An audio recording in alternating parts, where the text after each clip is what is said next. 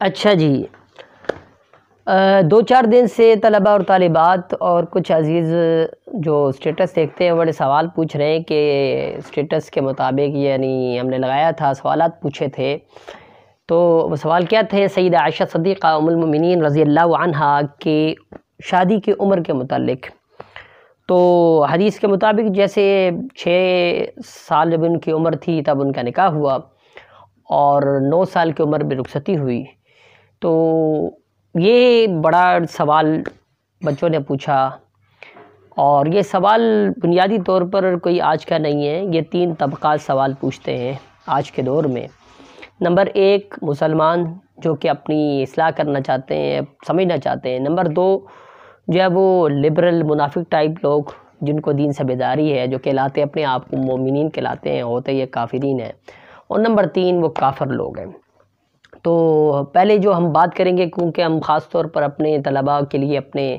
دوستوں کے لیے، اور جنہوں نے ہم سے سوال پوچھا ہے اور وہ پوچھ رہے ہیں ان کے لیے ریکارڈ کروا رہے ہیں، تو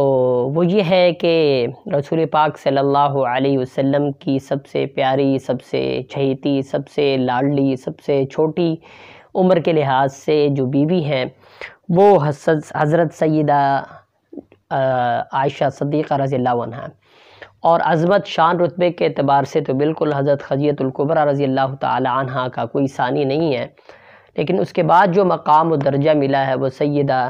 عائشہ صدیقہ رضی اللہ عنہا کو ملا ہے۔ تو اس حوالے سے جب ہماری کوئی گفتگو ہوئی اس حوالے سے، اور اسٹیٹس پر اکثر سوالات پوچھتا رہتا ہوں بچوں سے، تو بچے جواب دیتے ہیں۔ تو ایک طالب علم نے کچھ میسج کیا، اور وہ میں آپ کو دکھاتا ہوں میسج، آپ بھی دیکھیں گے، آپ کے سامنے آئے گا کہ سر جی اگر میں شریعت کے اندر رہ کر پوچھ رہا ہوں تو مجھے گائیڈ کر دیں،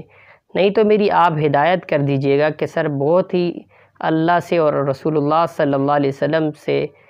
ڈر کر یہ سوال پوچھ رہا ہوں کہ اتنی کم عمری میں رخصتی کیسے ہوئی،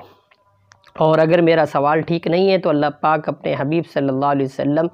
خاتم النبیین کے صدقے میری مغفرت فرمائیں۔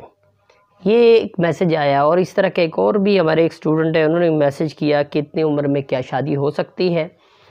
اور درجنوں اس طرح کے مزید سوالات پوچھے گئے۔ تو میں نے مناسب سمجھا کہ اسٹیٹس پر اس سوال کے متعلق بھی پوچھ لیا جائے۔ تو کئی رائے آئیں، کئی باتیں آئیں، کئی لوگوں نے ذکر کیا۔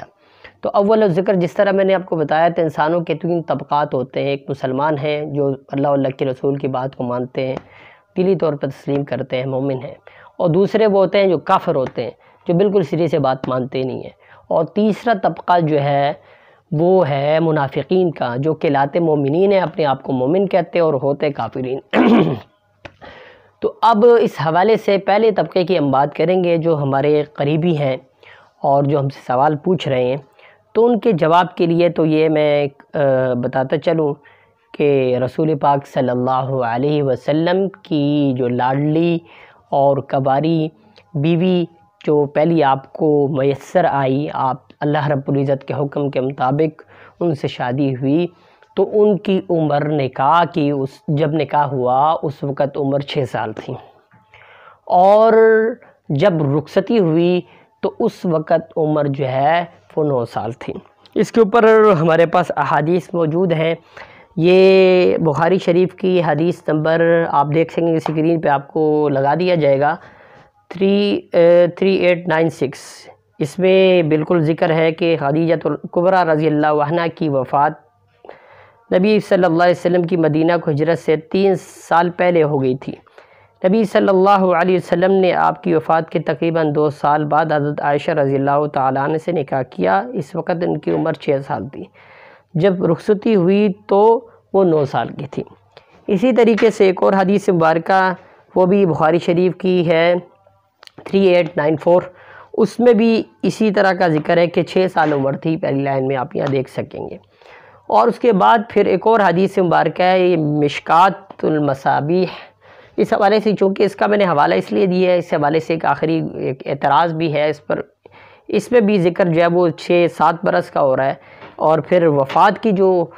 ڈیٹ یعنی ایئرز ہے، کتنے سال رسول پاک صلی اللہ علیہ وسلم کی میت میں گزارے، اور جب رسول پاک صلی اللہ علیہ وسلم دنیا سے رخصت ہو رہے تھے تو اس وقت سیدہ عائشہ رضی اللہ عنہا کی جو عمر تھی وہ 18 سال تھی۔ پھر اسی طریقے سے یہ اگلی ایک روایت ہے، اس میں بھی یہی ذکر ہے مشکات کی کہ وفات کے وقت جو ہے وہ سیدہ کی عمر 18 سال تھی، رسول پاک صلی اللہ علیہ وسلم کی وفات کے متعلق اس وقت۔ اسی طریقے سے مسلم شریف کی حدیث ہے 3482، اس میں بھی ذکر یہی ہوتا ہے کہ نکاح کیا جب وہ 6 برس کی تھی اور رخصتی ہوئی تو جب وہ 9 برس کی تھی۔ پھر اسی طریقے سے مسلم شریف کی ایک اور حدیث ہے 3481، اس میں بھی یہ ذکر موجود ہے کہ وفات کے وقت آپ کی عمر 18 برس تھی۔ پھر آگے ایک اور مسلم شریف کی حدیث ہے 3480، اس میں بھی یہ ذکر ہوتا ہے 6 سال کی تھی اور میرے ساتھ گھر بسایا جب میں 9 سال کی تھی۔ اور اسی طریقے سے مسلم شریف کے ایک اور حدیث 3479، اس میں بھی اسی موضوع پر اور یہی گفتگو ساری آپ کے سامنے یہ ساری حدیث آ جائیں گی۔ تو خلاصہ کلام یہ ہوا کہ احادیث کی کتابوں کے مطابق جو ہے اور رسول پاک صلی اللہ علیہ وسلم کی جو شادی عائشہ صدیقہ رضی اللہ تعالی عنہا سے تو وہ 6 سال کی عمر میں نکاح ہوا، 9 سال کی عمر میں رخصتی ہوئی۔ اب یہاں پر بہت سارے لوگ اعتراض کرتے ہیں۔ پہلے تو یہ اعتراض مسلمانوں کو تو اعتراض بالکل نہیں ہونا چاہیے، جو مومن ہیں جب ان کے سامنے حدیث مبارکہ کی کتابیں اور ان کے حوالے آگے تو پھر ان کے لیے سوال کوئی معنی نہیں رکھتا، وہ اپنی معاملات کلیئر کر دیتے ہیں۔ اب یہاں 2 طبقے اور رہ گئے ہیں، ایک ہے منافق اور دوسرے ہیں کافر۔ کافر لوگ تو ویسے ہی اسلام کے دشمن ہیں، واضح طور پر دشمن ہیں، وہ اسلام پر اعتراض کرتے ہیں، رسول پاک صلی اللہ علیہ وسلم پر اعتراضات کرتے ہیں۔ تو ان اعتراضات میں سے ایک اعتراض جو مستشرقین ہیں، مستشرقین ایسے لوگوں کو کہتے ہیں جو دینی علوم اس لیے پڑھتے ہیں تاکہ مسلمانوں پر اعتراض کرتے ہیں۔ انہوں نے یہ اعتراض کیا کہ رسول پاک صلی اللہ علیہ وسلم نے 9 سال کی جو ہے وہ لڑکی سے شادی کی، یہ بات درست نہیں ہے، اس پر اعتراض کیا۔ تو اس اعتراض کو ختم کرنے کے لیے مسلمانوں نے کئی جوابات دیے، ان میں سے 2 طرح کے جوابات دیے۔ ایک تو چند لوگوں نے جناب والا یہ اعتراضات ان کا بھی تھا، اور پھر ساتھ میں جو سو کالڈ مسلمان ہوتے ہیں جو منافقین ٹائپ ہوتا ہے یا اس طرح کے، وہ ان لوگ بھی یہ اعتراض کرنا شروع کر دیا۔ تو وہ چونکہ کھل کر نہیں سامنے آتے تھے، یہ دونوں کے اعتراض ہوتے ہیں، کافروں کا اعتراض اور پھر سو کالڈ مسلمان منافقین جو کہلاتے اپنے آپ کو مسلمان ہیں لیکن اسلام لوگوں کو کوئی پتہ نہیں ہوتا، اسلام کی بنیادی چیزوں پر بھی اعتراض کر رہے ہوتے ہیں، وہ چل رہے ہوتے ہیں وغیرہ وغیرہ۔ اور یہ جو آج کل بھی عورت مارچ ہے، اس میں بھی اس طرح کے کچھ پلے کارڈ سامنے آئے ہیں جس پہ اس چیز کا ذکر تھا، نعوذ باللہ رسول پاک صلی اللہ علیہ وسلم کے حوالے سے۔ وہ بھی اپنے آپ کو مسلمان کہلوانے کی کوشش کرتے ہیں، بعض سارے تو کافر نہیں ہوتے لیکن وہ ظاہری بات ہے کچھ بیچ میں اس طرح کے عناصر ہوتے ہیں جو اس چیز کو ہوا دیتے ہیں۔ تو پھر مسلمانوں نے اس کا جواب دینا شروع کر دیا۔ تو ان کے بھی 2 طبقے، ایک تو انہوں نے قرآن و حدیث کے مطابق جواب دیا اور کہا کہ بھئی یہ بالکل ایسا ہے، دوسروں نے کہا کہ نہیں بھئی ان کو جواب ان کے طریقے سے دینا چاہیے۔ تو انہوں نے اس میں سے جناب والا کچھ ایسی چیزیں نکالنا شروع کی، کوئی تاریخی حقائق، اور پھر کیا کہ تاریخ میں ایسے کیلکولیشن شروع کر دی، وہ کر دیا، یہ کر دیا، کیلکولیشن میں یہ کی۔ ایک جواب اس کا یہ دیا انہوں نے، جو کہ نیت ان کی بھی اچھی ہوگی جواب دینے والوں کی، انہوں نے کہا کہ بھئی یہ جو عمر ہے یہ 6 کے بجائے 16 ہے، تو 16 سے جو ہے وہ 10 غائب ہو گیا، یہ 6 رہ گیا، اور 3 سال بعد چونکہ نکاح رخصتی ہوئی نکاح کیا تو یہ 19 تھا، 19 سے 1 رہ گیا، تو جناب والا یہ دینے کی کوشش کی۔ لیکن اس کو جو معتبر لوگ ہیں محققین، انہوں نے اس کہا کہ یہ بالکل انتہائی نامعقول جواب ہے، کیونکہ رسول پاک صلی اللہ علیہ وسلم کی جب رحلت ہوئی اس وقت ان کی عمر کیا ہے، 18 سال ہے۔ تو پھر اگر یہ حساب کریں گے تو پھر آپ یہ بھی کہیں گے کہ بھئی یہ تو 28 تھی، 2 سے 1 بن گیا۔ چلو یہ تو آپ کا بہانہ بنا کے کہہ دیا جناب والا کہ 16 سے 1 ہٹ گیا تو 6 رہ گیا، اسی طریقے سے 19 سے 1 ہٹ گیا تو 9 رہ گیا۔ تو بھئی پھر یہاں پر 8 سے 1 رٹ کے جو ہے وہ 8 رہ جانا چاہیے، تو پھر یہ 18 کیسے ہوا؟ تو پھر حوالہ پیش کرتے ہیں ایک مشکات کا بلکہ حوالہ نہیں، مشکات جو کتاب ہے اس میں اسماء الرجال کی تذکرہ کچھ موجود ہے، آخر میں ایک رسالہ جو ہے وہ صاحب مشکات نے لکھا ہے، اس کو ضمیمہ شامل کیا ہے۔ اس کی ایک روایت میں حضرت اسماء رضی اللہ تعالی عنہ کی عمر جو ہے وہ 100 سال کے متعلق ذکر ہوتا ہے، اور اس میں بھی کوئی خاص اس طریقے سے واضح طور پر یہ کیلکولیشن ثابت نہیں ہوتی۔ تو علماء محققین جو فتاویٰ دیتے ہیں، ان میں سے ایک فتویٰ میں آپ کے سامنے جو ہے وہ ادھر سامنے ظاہر کر دیتا ہوں، یہاں پہ سامنے بالکل لگا دیں گے، یہ آپ کے سامنے ہے دارالعلوم دیوبند کا فتویٰ، اور بھی دیگر فتاویٰ جات جتنے بھی ہیں علماء اکرام نے فتوے دیے ہیں، اس کے مطابق جو دینی علوم پر مہارت رکھتے ہیں ان کا یہی جناب والا سبسٹانس ہے، یہی موقف ہے کہ سیدہ عائشہ طیبہ طاہرہ رضی اللہ عنہا کے نکاح کے وقت عمر 6 سال تھی، اور شادی کے وقت جو ہے وہ رخصتی کے وقت 9 سال تھی۔ اب سوال یہاں پر ایک اور پیدا ہوتا ہے کہ بھی اتنی چھوٹی عمر میں تو بلوغت ہوتی نہیں ہے، تو عرب معاشرے کے اندر یہ رواج تھا کہ بلوغت جلدی ہو جاتی تھی، جہاں موسم بہت گرم ہوتا ہے تو وہاں پر اس طرح کا معاملہ تھا، تو یہ کوئی ایسی والی بات نہیں ہے، بلوغت ہو جاتی، اور بلوغت جو ہو گئی تو پھر اس